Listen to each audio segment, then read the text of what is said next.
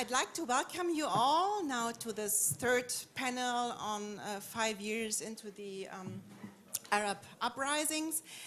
The title of our third panel is Reconciling the Fight for Liberty and the Wish for Stability. I'm sure we will later on discuss some of these concepts like what stability and stability for whom. I would just very briefly, I think there's only 2 persons, in fact, I need to introduce on this panel. I will just very briefly go through it, but it's mainly myself and Tanja. So my name is Tanja Tabbara. I'm head of the Africa department of the Rosa Luxemburg Foundation, and I'm very, very pleased to be here in this event with AfricAvenir and at the Volksbühne and with all of you guys.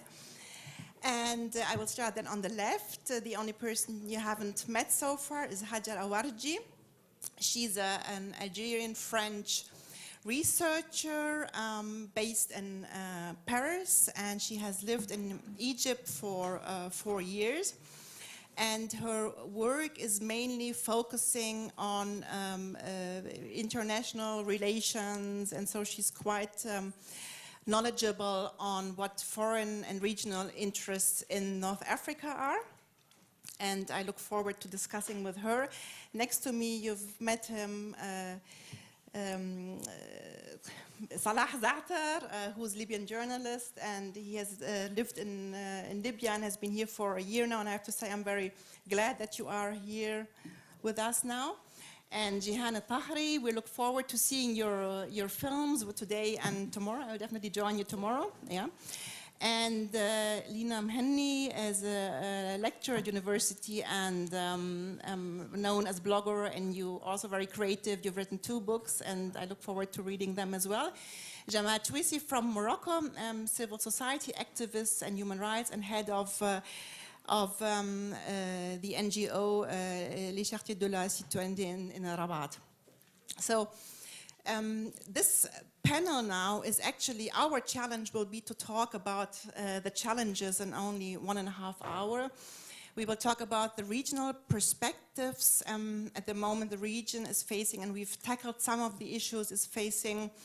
If we look also in the Middle East, not only North Africa, wars and failing states and the rise of radical movements, and we also have to look at what foreign interests are and interventions, so we will definitely tackle these issues, but we also felt that we cannot have a symposium on North Africa without talking about religious actors and their role in the region.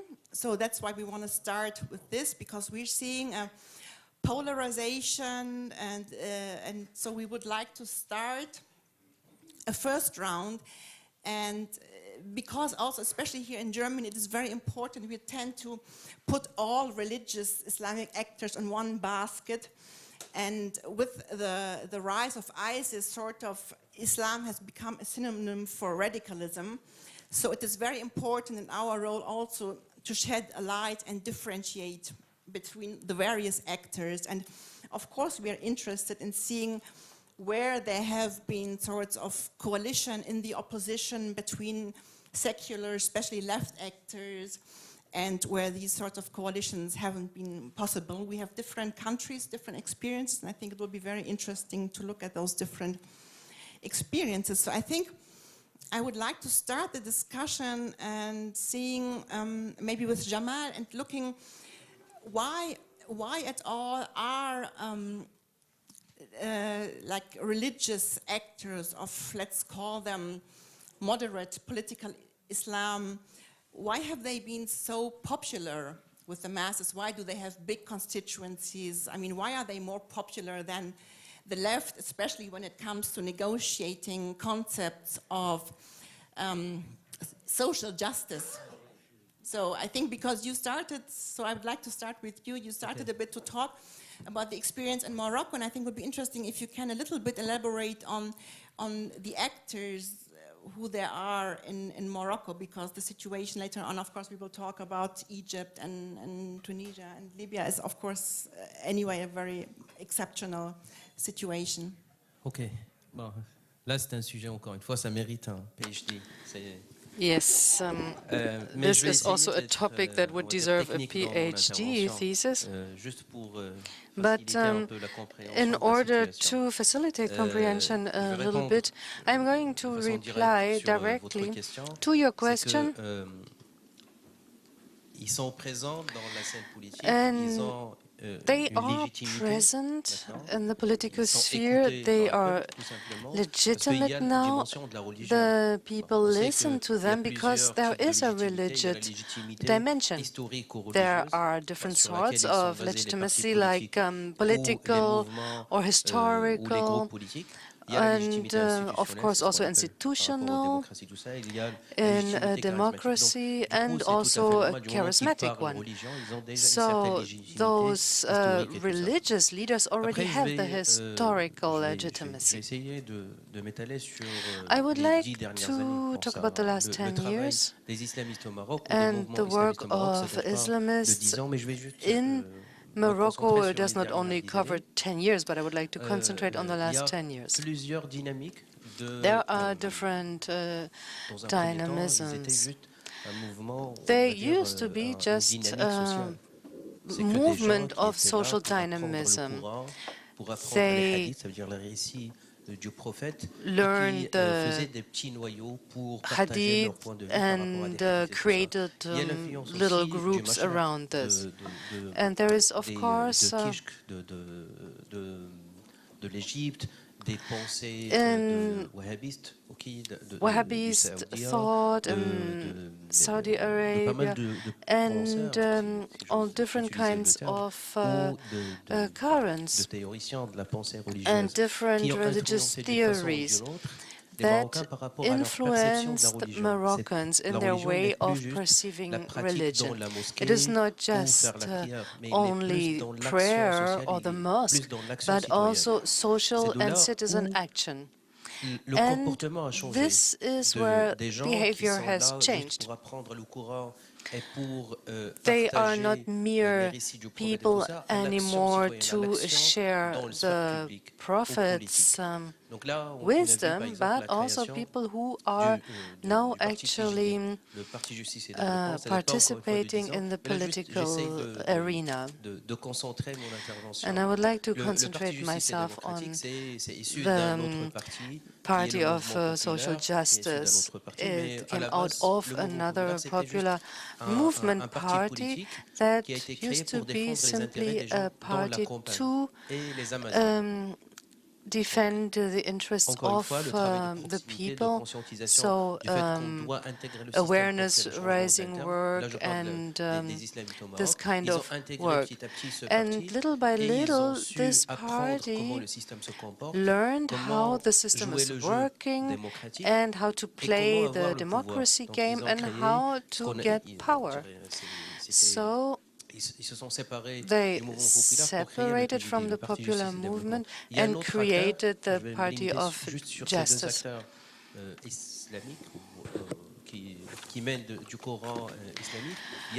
And there's also another actor that is very important, is the group Justice and Justice et Bienfaisance.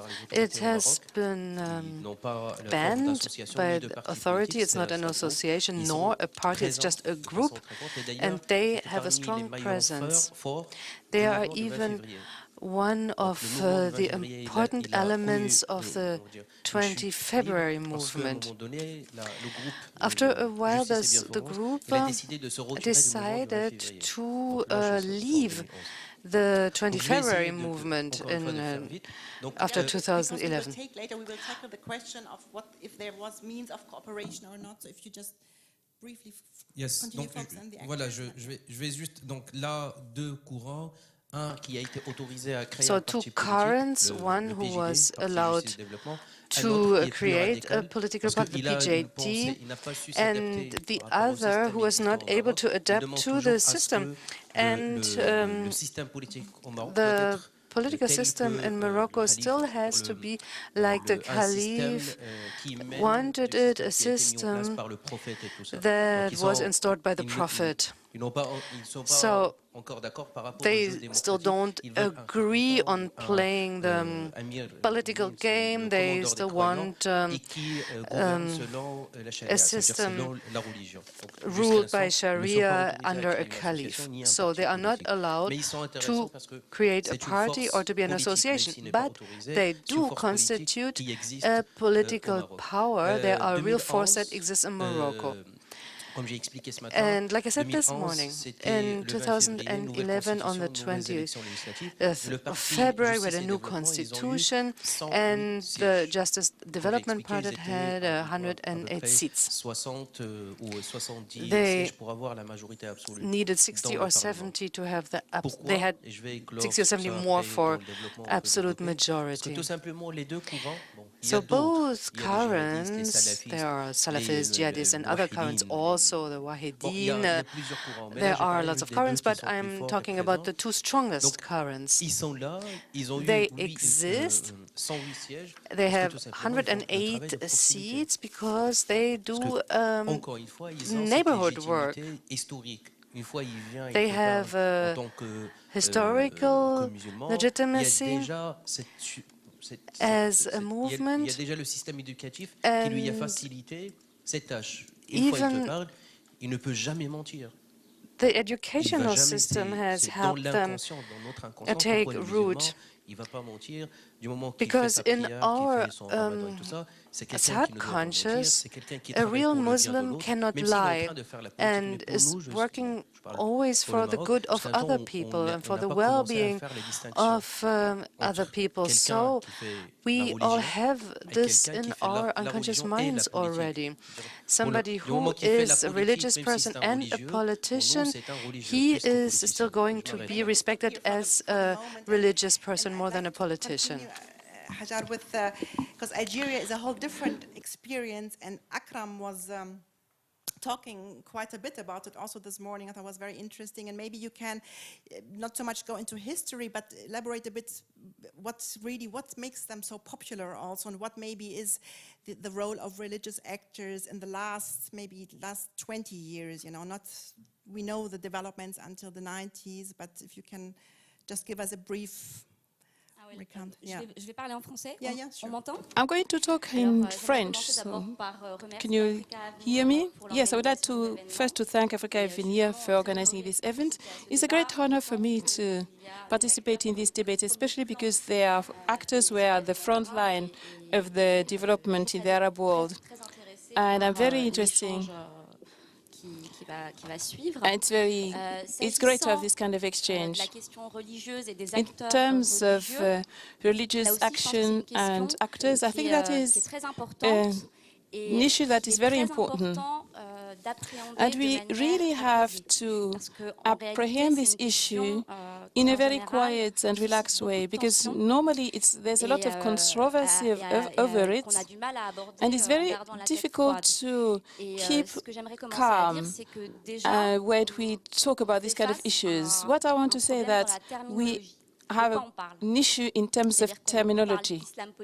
We are talking about political Islam, about political party that are Islamist party.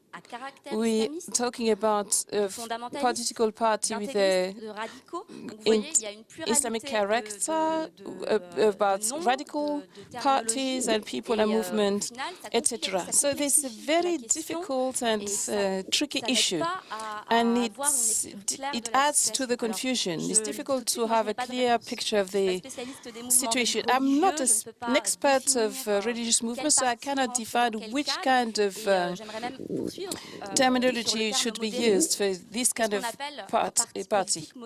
What is a moderated political party? To be a moderate actor is something that is very relative. Even in other contexts, it's difficult. Let's talk about France, for instance. When we have terrorist attacks, which is very hard and difficult, and we reject them, we ask the so-called moderate Muslims to keep their distance from the terrorist attacks. So there's something very relative. When somebody is, according to my point of view, a moderate actor, it can be qualified otherwise by somebody else. This is what I would like to underline. I would like to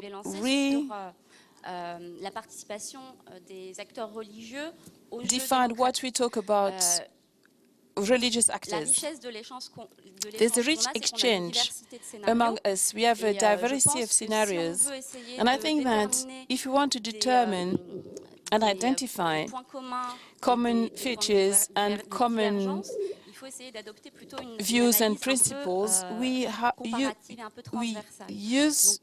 to broaden the debates and to compare situations. From starting 2000, the analysts, that is the people acting in the field of political science, who focus their attention on Middle East, were raising issues about the relationship between religion and political scene. They also talk about Turkey. I would like to make a short reminder. I would like to say that because there's some parallels.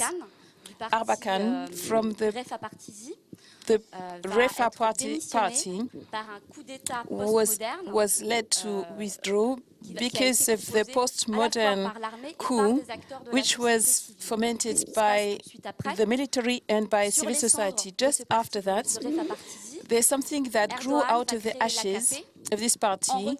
Erdogan created the ACP, knowing that he had to be surrounded by actors of the civil society and other actors who have no Islamic links. It was a party called the Motherland. And I can't remember what it was really called. It's a national Turkish party or something like this. It was very important. Jamal was talking about it before, the PGD, so the Party for Justice and Development. What do they do when they want to have access to power? They include members of other political parties who are actually from the left. Talking about Ennahda is the same. It's an actor working in the field of, in the political area. He is an Islamist and he has negotiated his position as well with the civil society. So it's all about negotiation and inclusion. In the case of Algeria, this is the question you asked, at the end of 1991, when the Front gained the election, they said that they've won the election and they want to rule on their own, the Salvation Front. And that was the same in other countries. They wanted to rule on their own. So if you want to paint this picture, there's some comparison that can be made, and it's maybe just kind of speculation from my side. There are two trends.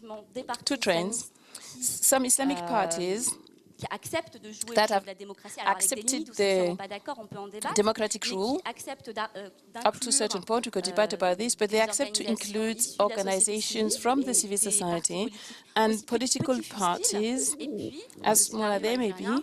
And you have in Algeria, as I was talking before, where you have some chaotic consequences. Thank you, Hajar. Maybe, Lina, we continue to hear a bit from you about the Tunisian experience, because the Tunisian experience is always cited as the sort of model where there was this negotiation process, the democratization, and where Ennahda is an Islamist party sort of became a democratic actor.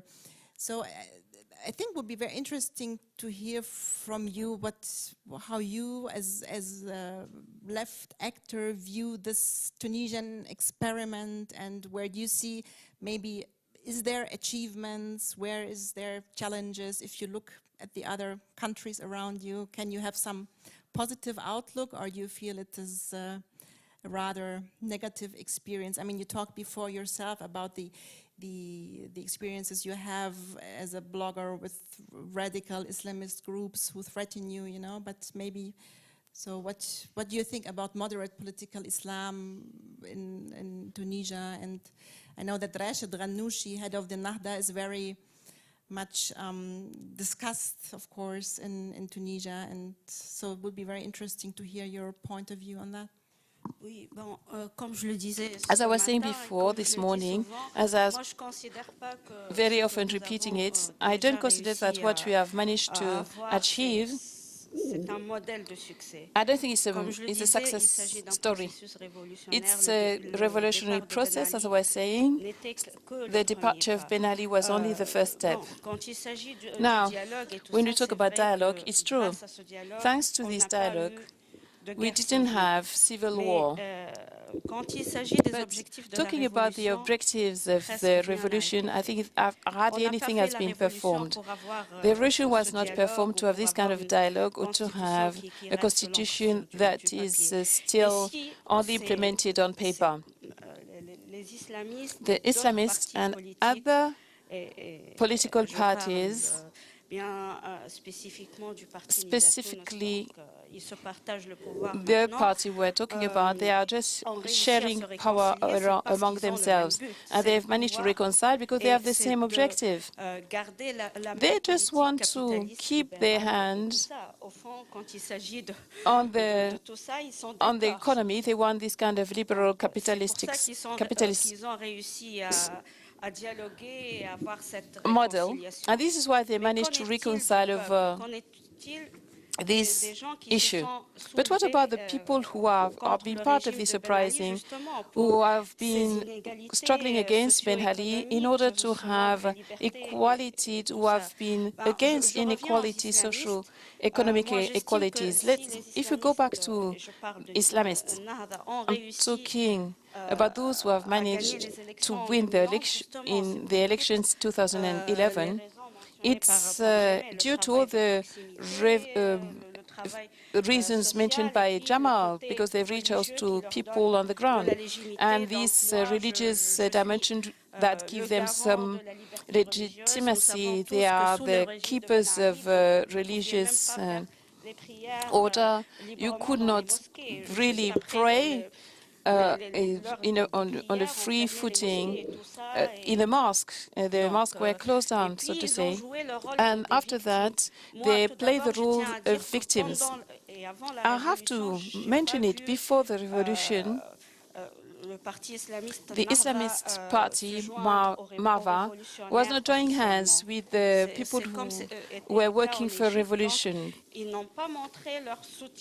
They, as it was in Egypt, they didn't show their support to revolution. They came up as a kind of victims. They wanted to present themselves as the keepers of religious order. They just showed up later. After 1 or 2 years, the Tunisians realized that it was the case, that it was really a lie,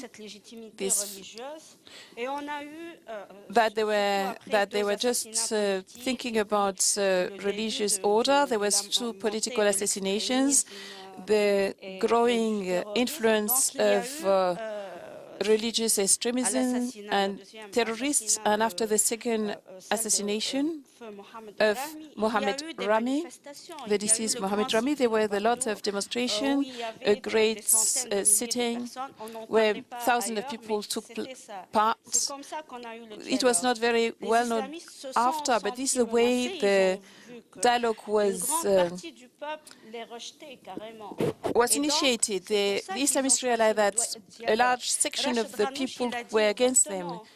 Harushid saw it after the national dialogue. We have left the government, but not power. They're still holding power. This is why they are the one ruling. So I think that we have achieved everything. I think that somehow it's somewhat dangerous. When you see it from outside, you have dialogue, you have reconciliation, but actually they're still working on the field in order to disseminate ideas, backward ideas. While we were working on the constitution, we were suddenly talking about topics related to identity and religion. But actually people went down to the streets on the basis of socio-economic issues. What are the solutions for Tunisia? People didn't want to demand anybody to seek their identities. That was not the issue on the streets. Now it's the debate, the issue that is being debated.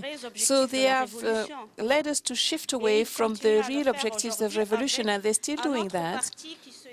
With another party who's calling themselves like and progressive, but when we see that the socio-economic objectives are remaining the same for both of the parties, then you ask yourself questions. I understand from what you're saying also that you don't see that there's any way of overcoming this kind of polarization, and there's no trust on your part to see that there's anything good could come out or be developed together. Dialogue is always a good thing. The same applies for the reconciliation. But before moving to dialogue, you need accountability. During the time where they were the only governing, ruling people, there's a lot of people, especially political murders. The upsurge of Islamic extremism, they say that they are not directly connected to this evolution, but there's still an indirect relations. They have promoted heinous discourse in mosques. It was possible to call for the assassination of someone. We are as well seeing what is happening with jihad in Syria. They have enabled associations who were supposed to be charitable associations to facilitate the departure of young people to Syria. Jihan, I would like to now move to Egypt, and still I'm looking for sort of examples, like after the Morsi experience, now we're back to authoritarian rule that is worse than before. Before actually in 2011, 2012, we saw some, which I thought then was some quite interesting coalitions between like, for example, the Gabha, where there was the revolutionary socialists, and there was also, to look a bit, differentiate a bit, like the sort of the young Muslim brothers and the strong Egypt party. So you could see that there was sort of coalitions on common interests. Now, at the moment, also in Egypt, we have this complete divide between secular and religious forces. But how do you see the future? I mean, how can, if there will be no sort of consensus and looking for some common interests, I mean, how can this state that we have at the moment, how can this be overcome? I mean, what is your point of view? Okay, let me get my crystal ball.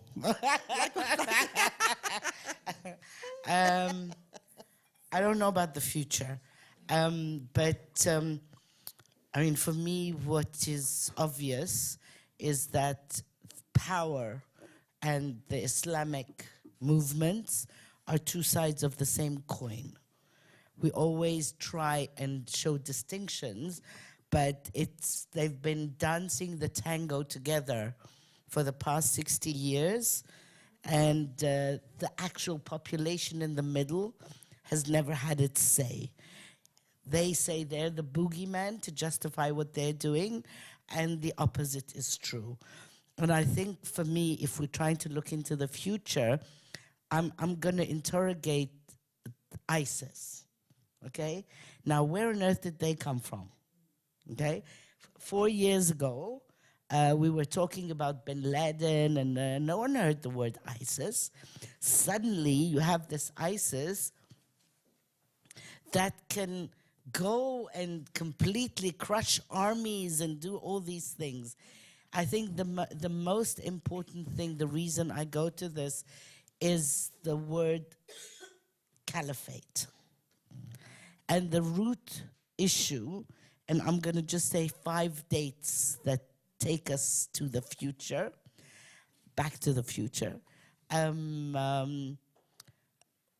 ISIS is talking about the caliphate because in 1917, the caliphate was destroyed and never interrogated and never replaced. And there was suddenly this emptiness of an empire that had guarantees for religious everything for an entire region. That disappeared with nothing to replace it. And that's where the Muslim Brotherhood comes in. In 1928, the Muslim Brotherhood was created to give a religious background within that sudden modernity that excluded Islam entirely, okay? So that's 1928. You go to the 60s. What happens in the 60s is that all the new independences work with the Muslim movement on the ground in order to get credibility, not just because of charity, because institutionally, all these movements had something called the religious endowments, okay? The religious endowments were funds, the zakat funds, that they held. They were the only depositories of these funds. What happened in 1960 with the independences is that the new military regimes took over these Islamic funds and left them without money. What did they do? They went to the Saudis. So that's where the whole nature of the Muslim movements turns into Wahhabi rather than the kind of quote-unquote moderate Azhar kind of... And in the 70s, all this is given major blessing by the entire world with the fight in Afghanistan, okay? In the fight in Afghanistan, suddenly the whole world is clapping, go do the jihad. Like, I mean, don't you remember the images of the line of Panjshir, Masood, how beautiful he was and and we didn't realize that by encouraging that thought, suddenly when the Soviet Union collapses, why on earth are they going to stop? They believed it. Now, what is happening today is the direct continuation. It's not coming from... I filmed in Osama bin Laden's camps in early 1989, okay? They had an office right in front of Finsbury Park. You knock on the door and say, hello, Osama, can I go film in Afghanistan? There was no big deal about it. On the contrary. And to go further, just in the Egyptians who left in droves, it was a triangle. Egyptian labor force, Saudi money, and US technology. That triangle was going to change the world, okay? Now, Saudi Arabia was offering between $1,000 to $1,500 to every young man who left for Afghanistan. 50% of them needed the money, didn't have a clue what was going on in Afghanistan. But once they got there, they became jihadis. So we created our own... And then they come back. They come back. So, yeah, so now you took it already, the discussion into a direction. Actually, I wanted to come to later, you know, but I'm happy also to go with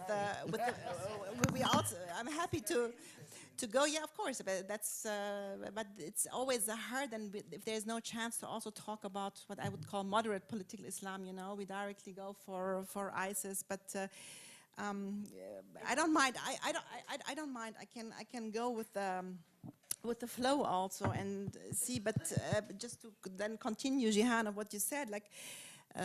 quite well-known journalist and expert on the region. He wrote the other day in his recent book that the people in North Africa rose to find freedom, bread, and social justice, and what they got is ISIS and Sisi, you know. So, in fact, the region, and when we talk about the whole MENA region, is characterized by interventions and foreign interest, regional interest, war, failing states, and Libya, of course, is one example here. And so because this is a special situation, and you spoke about it before, so I want to give you the chance to elaborate a bit on that, and you can also talk about, I mean, the Muslim brothers nowadays, they don't play this role anymore, you know, but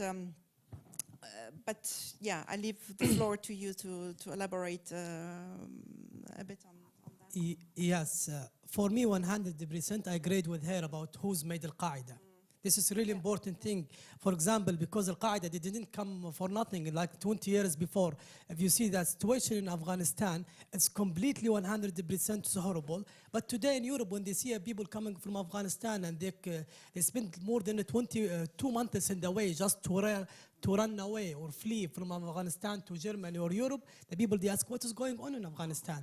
I mean, so many people, so many people, I think the truth is easy or everyone can fight what is going on, but people really, so many people, they don't want to hear about it. For example, in Libya, when they start, when the war started against al-Gaddafi, we know there is Islamic groups, and that time they are al-Qaeda, they are fighting with the rebels side by side against al-Gaddafi. And all media, they know that, and many media, they reported about it, but in that time it was fine because we have one enemy. Our enemy is al-Gaddafi. But after that, after killed al-Gaddafi, they start really to fight together. We have a group, we call them Ansar al-Sharia, and also we have the Muslim Brotherhood, which were really they're fighting a lot, long time just to be in power. And in the revolution, it's really give a chance to the Muslim Brotherhood to be in the power so easily in Egypt, in Tunisia, in Libya also. And the Muslim Brotherhood in Libya, they are responsible 100% about destroying the country. In my first year as a journalist, because I go like every day to the parliament, and they were really controlling the power. And they are responsible about all the political mess because they don't want to give the power. 1 year and more than 5 months, the last war start because the Muslim Brotherhood, they don't want to give the power to the new parliament. That is why now we have 2 parliaments and we have 2 governments. But before 1 month, we have 3 governments and 2 parliaments. And the Muslim Brotherhood, they are supported by Turkey, by Qatar, by UK, by many countries in Europe who really, and even this is the international community, after the Arab Spring, they said, okay, let us give a chance to Muslim Brotherhood just to see what they will do.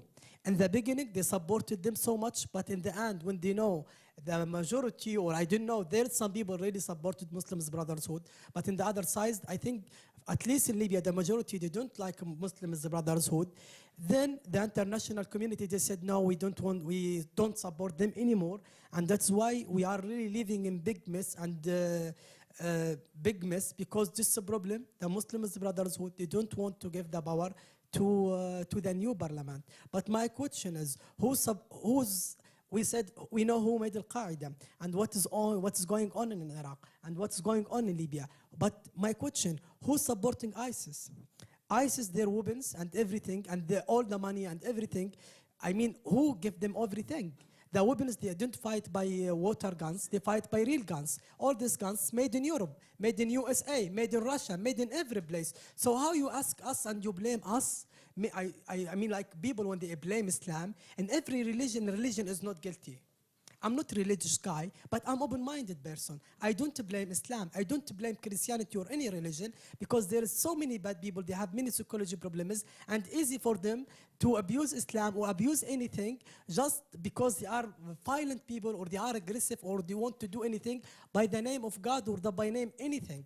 And now if you see all the media, how they are really even the situation now, it's really a big topic, because if we talk about ISIS in Europe here, it's really connected. Like, people are really, what happened in Belgium, what happened in France, because ISIS, the people who here, when they say what they said ISIS, they came from the Middle East. But who gave the power to ISIS to be there? And NATO and international community, they destroy my country. If I speak about my country, but if I want to speak before that, they destroy Iraq. It was a really great country, it was big country. Saddam, he was a bad person, it's fine, he was dictator. He killed many people and he did that bad stuff. This is the reality. This is the truth.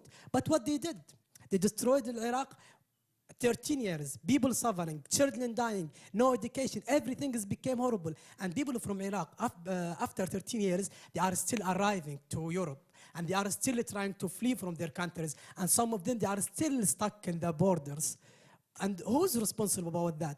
I don't believe in the conspiracy on those stuff, because now if you see some open-minded Arabic people or journalists or activists, they said, oh, we don't believe in conspiracy because if they speak to European people, they don't want them to hate them, because now many people from Europe, they always have someone like me talk about USA. They said, oh, he's not good, he had the conspiracy theory, conspiracy way of thinking or something like that. But my question, if there is no conspiracy, if the conspiracy does not exist, we can live in peace. We all can live, all people in this world can live together. And without any killing, without any destroying, making people suffering, making them refugees. And the situation now in Libya, this 1 year, it was really long dining, because the United Nations, they said, we want to bring all people together, Muslim Brotherhood, people fighting with armies, and the new parliament, and let's go to make one government, one united government. And it was really long. They want to Morocco, they want to Egypt, they want to Tunisia, and meetings every place around the world, just to make one united government, and it's made by United Nations. And we know the bad history of the United Nations in Iraq. They do nothing, and interfering is never ever can bring anything positive. But I don't understand. For me, I mean, like, we know, it's like if you talk about Iraq or Afghanistan, it's really simple examples. But we still, there is some people, they're still making the same mistakes, but we, as a human being, we do nothing. Because if you see the many activists, human rights, or people, they want really to fight to stop the war, they don't have the power. But the politician or the bad people, it is easy for them to destroy or kill millions just by the name of the human rights, the name of the democracy, the name of freedom of speech. That's what they did in Libya. And what happened in Libya, interfering, killed Gaddafi and goodbye. But they didn't say goodbye. They took the money with them. They took the oil. They took the gold. And they took everything. And we know why Qatar, and especially France, why really they start bombing Libya before 2 hours of the permission of the NATO. In 2014, I was invited into NATO office in Belgium, and I spoke with them about the same stuff. And they said, no, NATO, they told me and others, journalists from Libya, they said, no, it is not our business anymore. You asked us to help you with the Gaddafi, and we are done with the Gaddafi. But maybe other members of NATO, they can really do bad stuff or bombing Libya or do whatever. But this is not our business. So who will we blame? I mean, like, if we talk, everything is connected. ISIS, who gave them the weapons? We are really living in big. For me, I see myself as really, I'm living in really a big fake world, because we know who's supporting ISIS, we know who's working with ISIS. Qatar, not Qatar, Turkey, they're buying the oil of ISIS, and you can see it, and all the media, they wrote about that. But now Qatar, they are working with Germany. And now if you talk about the human rights, what happened in Greek, blocking the borders and took the refugees from Greece to send them back to Turkey, is completely human rights violation. And for me, also, this I asking myself, because I'm invited to Germany or into Europe, wherever, because I was activist, and I'm saying that. But when I'm here, people, they don't want to hear lots stuff from me. And that's why I found myself in many problems. I said to myself, I will keep saying that. Because, I mean, if we talk about Trump or those many bad politician people around the world who give hate speech, who let us hate each other, who kill us, who let us killing each other, They are fine and they're doing good job, and no one care about them. But I had really suffered a lot. My life was so bad. I cannot be in my country because I want to fight for others. And also I face the same problems here because of why? Because of NATO, because the fake international humanitarian interfering in Libya, and because, sorry to say that, because this is bullshit word. Because for me, I can't really sleep as a normal person every day. And I know there is thousands of people killing around the world. And for me, I'm asking myself, if I'm German, if I'm from USA, if I'm American, if I'm a French guy or whatever, what I will do? I will be the same. I will say and stand in the street to say, stop sending weapons to Middle East, stop destroying other people's countries. I meet so many German activists, and they are doing good, amazing job. But unfortunately, they don't have the power to change anything. So the Muslim Brotherhood, the ISIS, all the people the Islamic groups, they are supported by the international community. They destroyed our countries. They make thousands of Libyan people homeless. They killed many people, many children. Gaddafi, he was bad. He was a horrible person. But someone today, he said, he was not so much bad. This is the reality. I was against Gaddafi just in the revolution. But before that, I live my life normally. And never ever someone bother me if I didn't speak about political. Yeah, it is not freedom. It was not the freedom of speech, not what exists in that time, but it's also not exist in Europe here. This is what I see. It exists, but there is limits. But my question, how we can live? How we can keep on, how we can stop the other people suffering. Libya is connected directly, if we talk about Muslim Brotherhood, the Islamic groups, as everything is connected together, because if we talk about Libya, all the refugees, for example, they came to Europe from Libya, almost of them. How we can stop that, and how really, and I'm sure 100%, for me, I'm sorry to say that, but really I don't see anything positive. I'm speaking more than 1 year, and every day is almost time about the same topics, and it's really so difficult for me because I'm so positive person. I love to have fun, I love to smile, I love to make people loving, but this is the reality. So how we can stop that? And how we can cope in the problem, not just with the Islamic groups, but also with them, even not Muslims or Muslims by themselves. ISIS, they kill Muslims people. ISIS, all people, they dying or suffering in the Middle East because of the ISIS. And they are ISIS, they said we fight for Islam, and they killed Muslims people. Okay. Thank you, Salah. That was a long talk, but I felt it was very important to hear. So thank you. And I think we will then stay with the topic, and I think, well, how to change things. I think the first step is really like doing what we're doing here, is to give some sort of an analysis, of what is really happening, and to reveal the sort of hypocrisy also of Western and politics in the region, what you name, in the name of liberties and democracy, but in fact it's about interests, So the other day I read sort of an analysis that was saying, well, really what is responsible for the rise of ISIS is the dictators, of course, in the region, marginalizing people and not letting them participate, but mainly also Western interventions who pursue interests. And actually he didn't start in Iraq, but he was referring to what has happened first in Iran, when the first really parliament was sort of there was a coup because the CIA also, they were afraid to lose their interest in the country, and then put the Shah as the marionette. But let's hear, Hajar, what you this is one of the topics you're also interested in. So if you can give us a bit your point of view of what is really, how is this exchange, and what is really, how did also foreign actors, how did they influence? Maybe you can start to talk about the uprisings, not necessarily start with ISIS, you can of course then also further elaborate on that, yeah. Okay, merci. Alors effectivement, c'est une très très vaste question qui est complexe. Yes, this is a very complex and vast question. Of course, I'm talking about the international intervention in the Arab uprisings and international interventions, Western regional interventions, and their impact on the events And I think there are several scales of analysis and several ways of seeing that international question in an analysis of the Arab uprisings. So I would like to say first, when you think about how everything started and when you wonder about the causes, then this is a good thing, but mostly local regions and causes are advanced social economic reasons and democratic reforms that were demanded by the people. But one aspect has been neglected a bit, and that is the impact of international and regional events on the first protest movements and their emergence.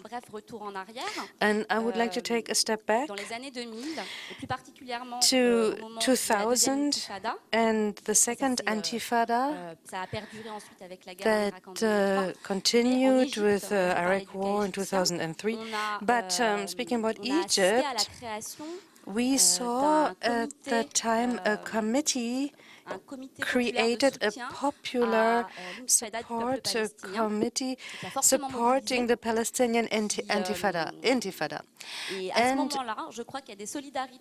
And solidarities were created then that interacted and that allowed the emergence, the ulterior emergence of movements like Youth for Change. And all this, of course, was also added on to the Mahala uprisings in 2008. But I think all this has had an important impact on the protest movements, on the way that they came about and that they were organized, and on what happened afterwards. So this is the first aspect. And then concerning the interventionism of Western diplomacy and regional actors, of course, it is very obvious that after the uprisings flared up in Tunisia and Egypt,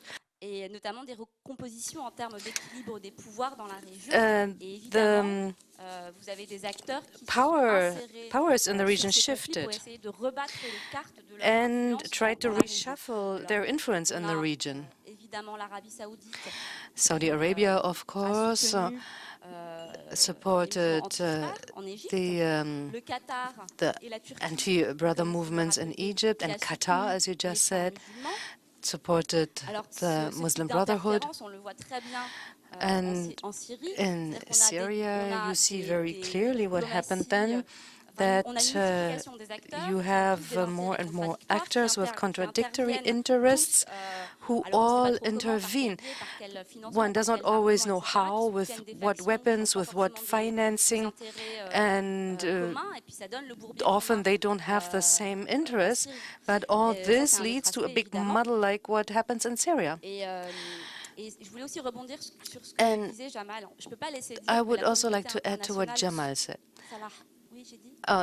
Salah, sorry.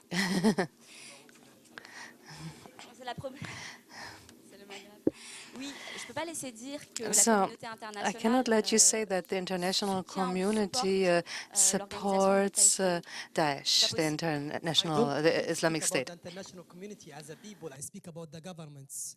Okay. This is just like to clear. Yeah.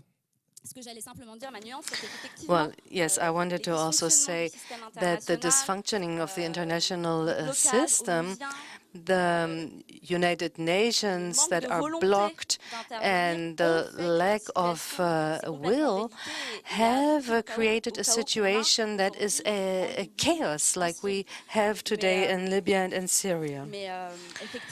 But it is important to make the difference because often observers say that ISIS is a follow-up of the Arab uprisings. I really can't let that be said. I think there is quite a the interventionism that started decades before, and that is responsible for chaos and sectarianism, governments that torture, and militias that were allowed. And yes, Western diplomacies, and especially the American diplomacy, have a lot of responsibility, for sure. Thank you, Hajar. Maybe we can, since Salah brought it up in you as well, the whole issue of foreign interests. I mean, there's also quite a bit of like security cooperation now, which is also, of course, criticized by us here between also Germany, other European countries, and Tunisia and Egypt. So what do you have to say about that? Maybe Jihan, if you can.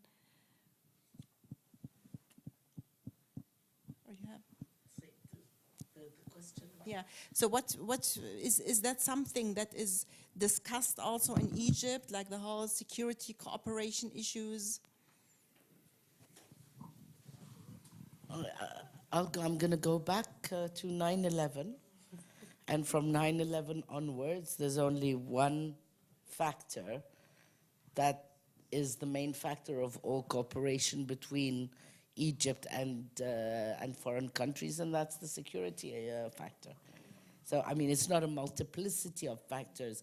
Everything, I mean, there's a guy in my film who, I mean, in the film it's just a sentence, but he explained the content of what it was and how overnight all other factors that were part of an international cooperation just dropped off the map. And it was one factor and one factor alone, and that's security. And we can't forget that Egypt, very openly and with proof, became the space where Americans would send people they captured in Afghanistan to get them tortured there. Morocco, Egypt, and Syria. I don't know if Morocco still does it, but in Egypt it's still going on. So I think, but I'm very skeptical because I don't see what has changed. All the things we've been saying have been going on forever. As far as I'm concerned, what worries me most is the world suddenly trying to find moderate and extremist Islamic movements. There is no moderate and extremist. It's either you're a political Islam or you're not political Islam. Islam is a religion. Those who use Islam to do politics is a different ball game. And that's a new phenomena, and we're allowing it. Sorry, you have a king, Hashemite king, sorry. Non, mais c'est juste par rapport à... Désolé, c'est juste par rapport à... I just wanted to interject something. So just the last sentence, Jihan, because I think topic, I give you the last word of the mouth. With exclusion of Jordan and Morocco, that are Hashemite lineages. They're not political Islamic movements. Political Islam as a phenomena is a 1960s and 70s phenomena that was rejected because the idea of separation of state and church was the secular understanding of decolonization. suddenly in these past 5 years, there's almost an international acceptance of, okay, let's accept this now and find the mainstream ones and the radical ones. I personally don't think it's acceptable. Okay, that was a clear statement. So Jamal, as I promised, I give you a chance to respond to that. Merci. J'étais en train de noter mes remarques, comme ça je vais pas... I was just taking some notes, but I would like to say something to what Jihan just said, that you can make a difference between Islamists. Is Islamism democratic? Is a question that you have to ask. And as can I change my religion as a Muslim? And I think there are questions that we have to ask ourselves. Is it democratic or not? Does that have something to do with what I just said? Yes, let me develop. J'ai perdu le fil, mais bon, je vais revenir. Attends. Ok. Donc encore une fois, c'est bon. Donc encore une fois, faut se poser cette question. So that is the question that you have to ask yourself. If an Islamic state or a Muslim state that refers to Islam to create its laws, I think the reply is self-evident. Concerning security and international security cooperation, that it was said that Morocco persecutes Islamists, and this is something that has finally been useful for the French security services and help them prevent also in Belgium, and help them find the perpetrators of the Paris and Belgium attacks. I think what we need now is to create a trust and information exchange system. I'm not saying that the personal life should not be respected, and I'm not saying that everybody has to be in the system. Et là je rejoins Salah à 100%, sûrement il y a des intérêts par-ci, par-là. I agree with Salah that there are interests on both sides, that information exists that is never going to be used because the EU or the US or Germany or other countries, it is in their interest if there are problems in Morocco or in Libya, because those are all strategic problems and geopolitical things. One last point.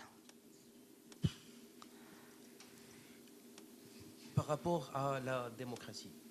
Concerning democracy. Le problème maintenant, c'est que les mouvements islamiques ou les partis Islamic islamiques, movements ils ont cette légitimité. or Islamic parties are legitimate.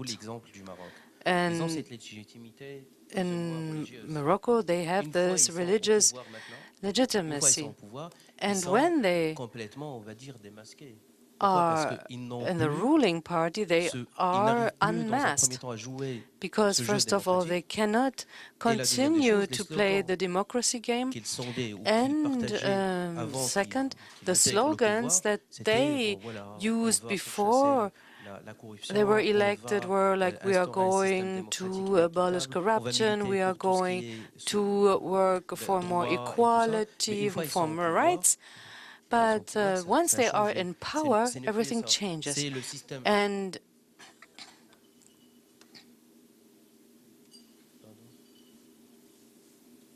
donc ce n'est plus ça. Donc du coup c'est on a commencé au Maroc à dire que in Morocco we have started saying the system has failed, but also the parties have failed, and we are trying to find other alternatives. because we are running short on time, and I would like to open. Do you feel you need to respond to that before we? I feel that every time I try and finish a sentence, the word is given to someone else who goes off on a completely different trajectory. I know, and that's, I don't get to finish my point. I know that's. I don't agree. Go ahead. No, seriously. No, it's the third time you do it to me. And Oh, so, I don't think so. I was just because he was talking, so I just wanted him to finish his thoughts. It's a hot topic, yeah.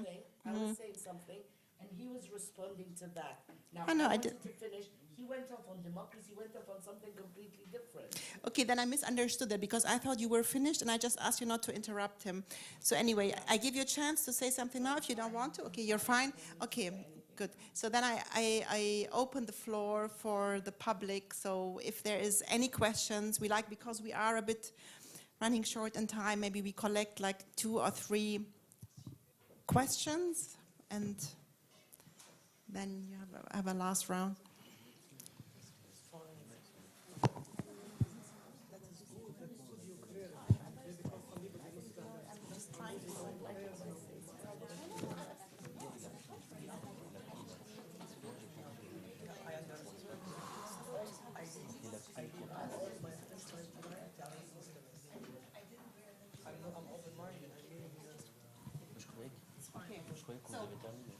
Sorry, yeah.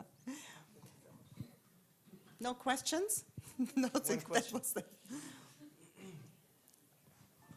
I mean, actually, I don't really have a question. Perhaps just a short comment. Thank you very much for this also very interesting panel. And then you all brought very different perspective. Of course, it's different to talk from the perspective of a civil war-torn country than from Tunisia.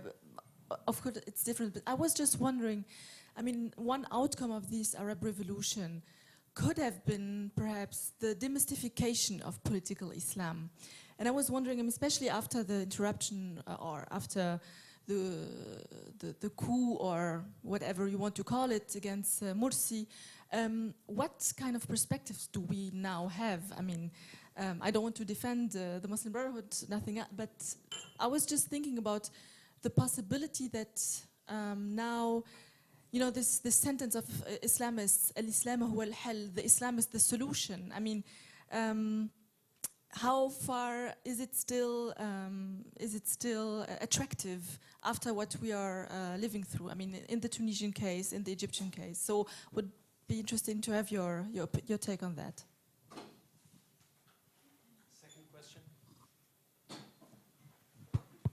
Thank you. Actually, I find the whole day, not only the third panel interesting, but this connects to a question that has been haunting me for the past 5 years, which is, where do we go from here? And some voices have criticized the lack of the Western role in supporting the Arab Spring. On the other hand, even within the Arab countries, we say, no, this is our homework. We need to finish it ourselves, basically. No, because interventionism is a little bit regarded skeptically among especially nationalists and people who use this ultra-patriotistic slogans. So I mean, against this background, from a comparative perspective, can we say that what saved the Eastern Europe back in 1989 was actually the perspective that there was an EU, that there was still a Cold War, that basically was acted as a safety net for this region, because it was the borders, you know, the Iron Curtain and so on. I don't need to remind you all. And it was geostrategic that this region should not be falling into chaos and instability, and there should not be ISIS right here and at the borders. Or I mean, so I would be very much interested to hear what the panelists think. Thank you. So maybe do we have time for a second round? So we just give them a chance to answer those 2 questions and then do a last round? Yeah? Yeah, answer those questions. Yeah? Do you want to start? Alors, sur la question de la démystification de l'islam politique. Concerning the demystification,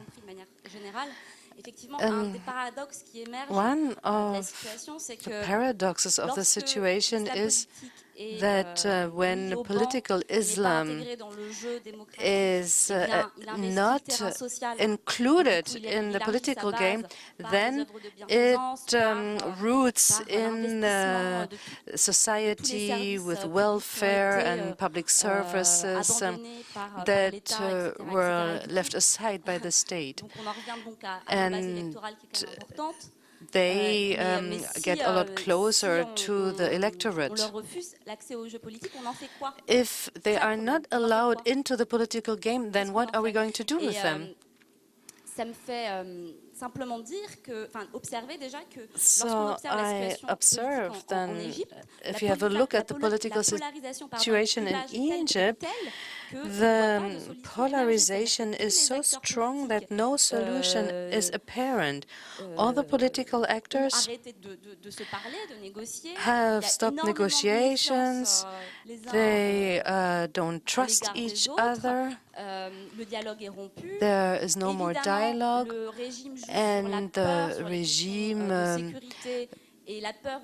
capitalizes on fear, and this only serves Egyptian interests, because now the Egyptian government can be the protector of the country and guarantee peace and all. But actually then they say, if we are here, it's because of you and you are accomplices.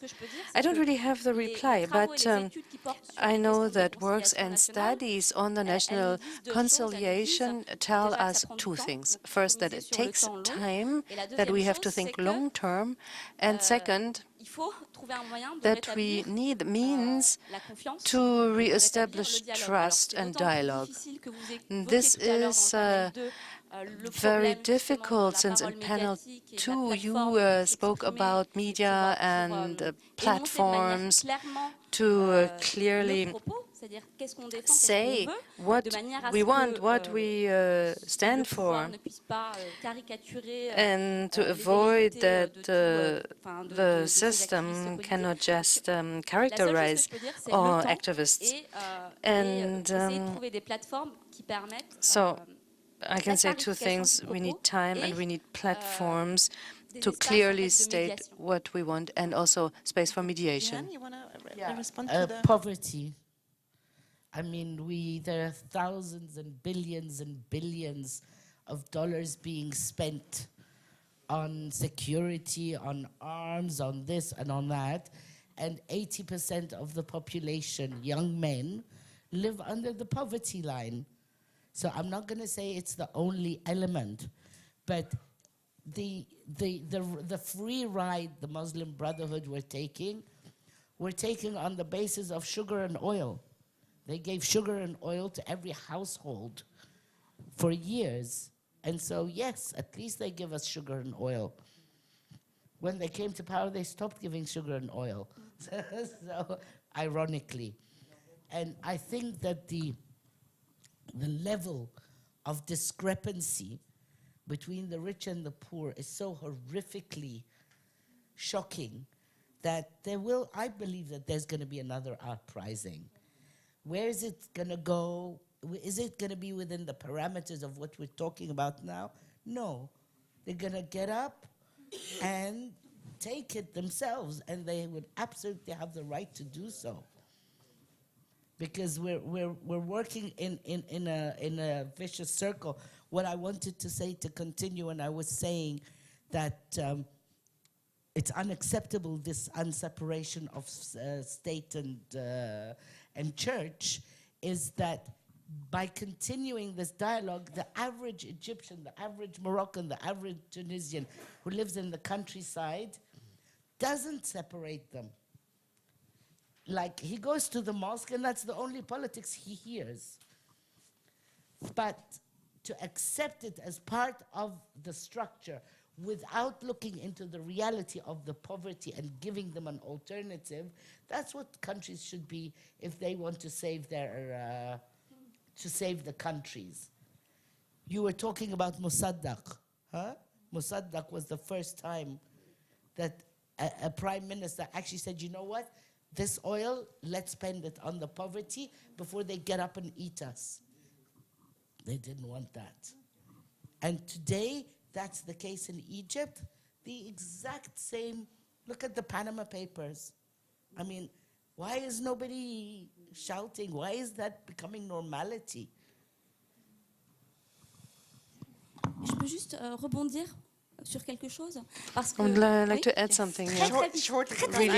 Parce que comme vous évoquez l'Iran, you said ça me fait juste penser en fait à ce que Lina disait tout à l'heure sur le fait que les islamistes n'ont pas pris part au soulèvement, mais de la même manière en Égypte non plus, ils n'ont pas investi la place Tahrir, ils ont attendu le dernier moment pour y aller.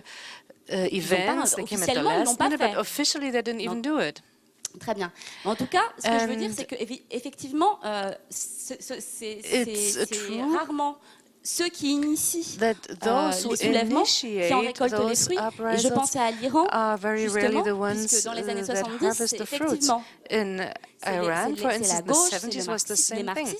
The Marxists, the leftists, pour que ce soit Khomeini qui en récolte les fruits. Were rioting, but Khomeini I think there was just harvested the fruit. Questions there I saw, or is it they do you still want to, I think you want to say something as a last comment or a question to one of the panelists? I'm not sure if I want to do the last comment, actually. Well, it's just that I cannot take more comments and more questions because we have to stop somewhere. So it's a very interesting discussion, but we have to also, I mean, continue somewhere else, some time else. So yes, yeah. Okay, so we stop it here. Maybe you'll have a, yeah. Okay. Premièrement, je veux saluer l'initiative qui a donné la possibilité de savoir de plus sur la situation au nord d'Afrique. Moi, personnellement, je m'appelle Riyad Ben Ammar, je vis ici en Allemagne et je suis d'origine tunisienne. Et moi, ce qui m'a touché un peu, ou qui m'a un peu bougé, c'est l'intervention de notre ami de la Libye.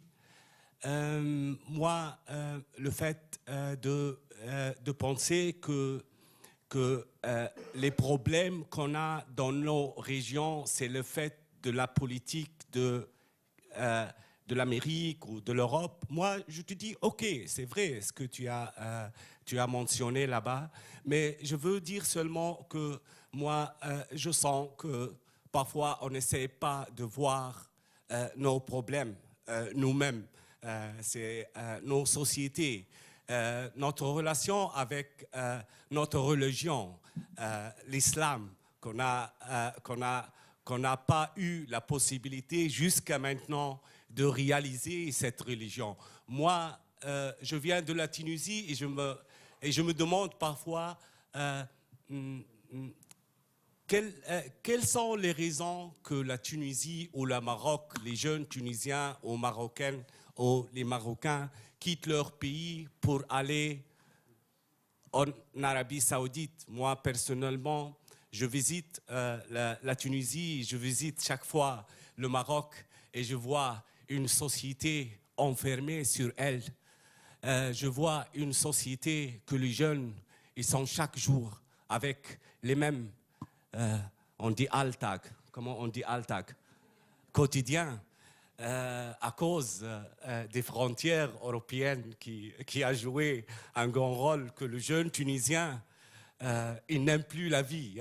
Chez nous, on se demande pourquoi nos jeunes, ils n'aiment plus la vie. Et moi, je dis que c'est mieux de regarder les raisons qui laissent les jeunes quitter leur pays. Moi, personnellement, je vois que nos problèmes sociaux, ils sont présente qu'on a vraiment de problèmes avec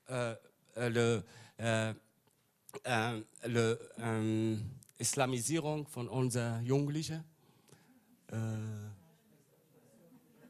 Ouais, l'extrémisation de jeunes. Moi, je veux seulement. I just want to ask you to, because we really have to stop here. Yeah, Is there Thank you for commenting. But is there a question also? You want to have a last question to the panelists, or? Das war seulement une intervention. Yeah. Merci. Thank you. So I would like to say a short thing. I don't just blame the international community, but also I blame ourselves, because we are part of destroying our lives and our people's life. Because now I think what we need really in this world, we need really honest people who really honest and fight for stopping war or really helping for benefit or for interest. Because if you watch Obama, or if you watch, I'm not against the United States, I'm not against anyone in this world, but this is what I see and this is how I feel, and I'm not scared to express myself. I think if you watch Obama or those leaders around the world, and they just said, we want to bring peace, we fight for peace, but in fact they are responsible about destroying other countries. And how I, as a normal person, without being a journalist or anything, how I can believe those people who are really responsible about destroying my country and at the same time can help me one day to bring for me the peace. We want really, I think what we have really to do, I think we really need to bring the solution from inside. The people from outside, they never can help you, because this is our home and we know how things is going on inside our family. So what we have really to do, we have really to talk together. But unfortunately, the bad people who have the power, they never want to bring peace, because they really, when they have the power and money and everything, it is not easy to give it. Yeah, okay.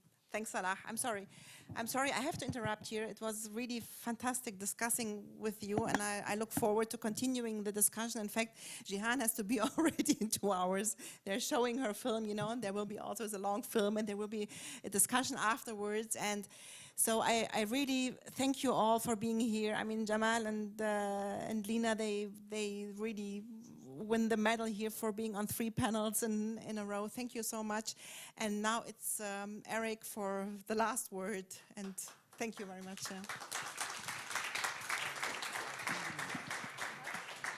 Yes, I also want to thank all of you, really from the heart, for being here with us today, and sharing with us. This is fantastic, and I think everybody enjoyed it very much.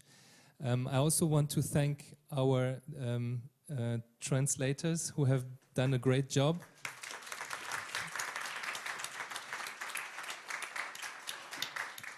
I also want to thank all our moderators for very interesting panels and for structuring the difficult topics, because it's, of course, speaking about one country is already difficult, but then about a region, it's even more. So thank you for that.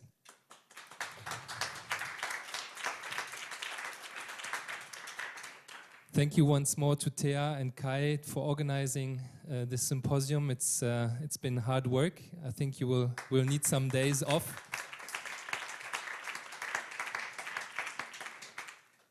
I'm a real fan, I must say, but I'm really looking forward, and I'm inviting everybody to come and see Jihan's film tonight.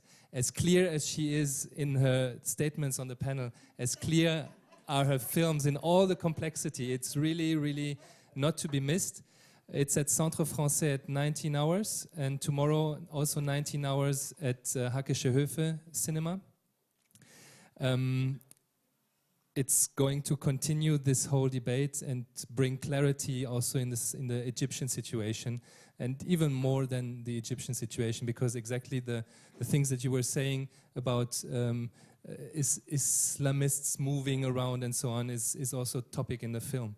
So I invite you tonight, and I hope to see you at other AfricAvenir events. The next symposium will probably be in September. We have to postpone this because of many reasons, but it's going to be on the Great Lakes region.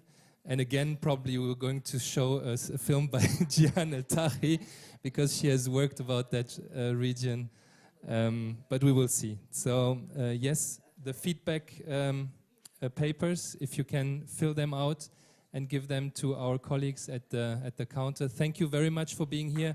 Thank you for contributing, and have a nice evening.